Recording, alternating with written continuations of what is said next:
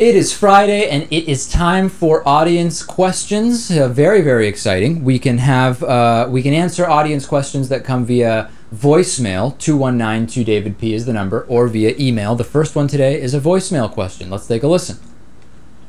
David, I'm calling because I think you and Lewis are two very intelligent, very well-educated, informed, and open-minded young men. And I'd like you to do maybe a special sometime, or have a little segment where you talk about caffeine being a drug and whether or not it should be regulated by the federal government. All right, keep up the good work, you two guys, and take care. Bye.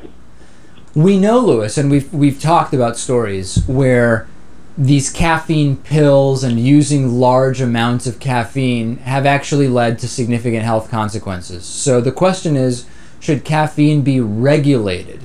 If the question is, should Coca-Cola be regulated because it has caffeine in the same way that alcohol is regulated, I tend to say no. However, when we're talking about these caffeine shots and pills and super high concentrations of caffeine, I think that there has to be some government oversight, because we know, factually speaking, that this can be really, really dangerous to people.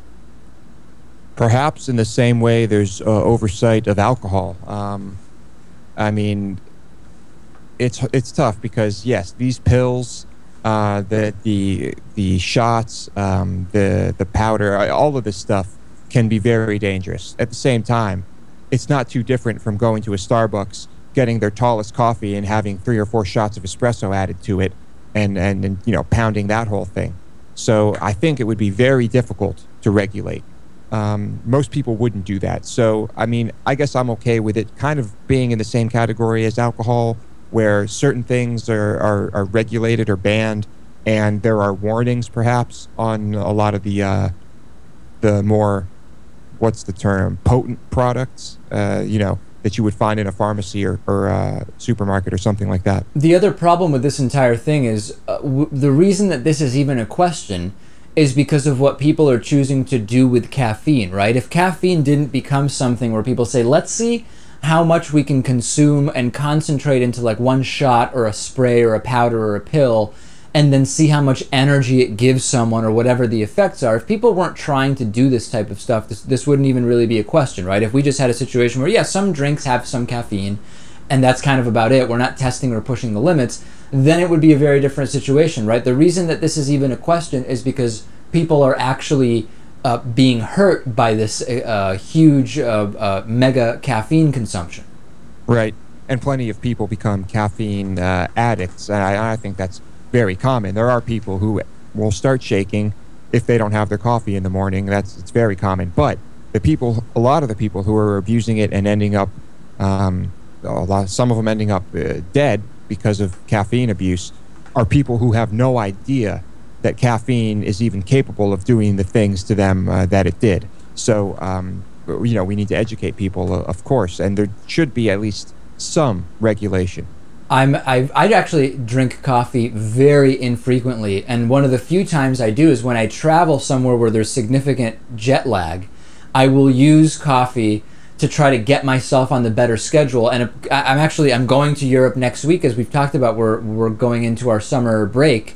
Just a reminder, we're not going off the air. We're just going to be off for a little bit, then we'll be back with you.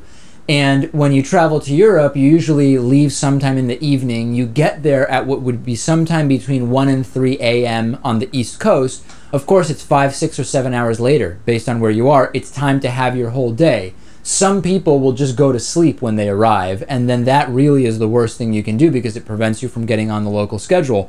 So when I get there, no matter how much I've slept on the plane, which could be not much, or it could be a few hours, I will try to just be up for that day, and I will actually have an espresso or whatever, and just kind of help me get to that night. Because if you can get to that first night, Lewis, and actually go to sleep at a somewhat reasonable time, you're in way better shape for the rest of the trip. But of course, I would not think of having 4 espressos. I would have 1 and then just be up for a few hours.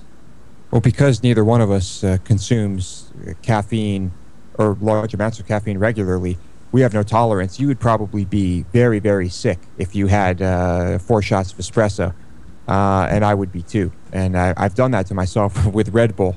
drinking Red Bull and Jaeger, and it was not fun. You end up feeling terrible. But yeah, I mean, the only time I really get a coffee is when I'm just really, really tired and still have a lot of things to do, and I'll just get like a small coffee, and that's it.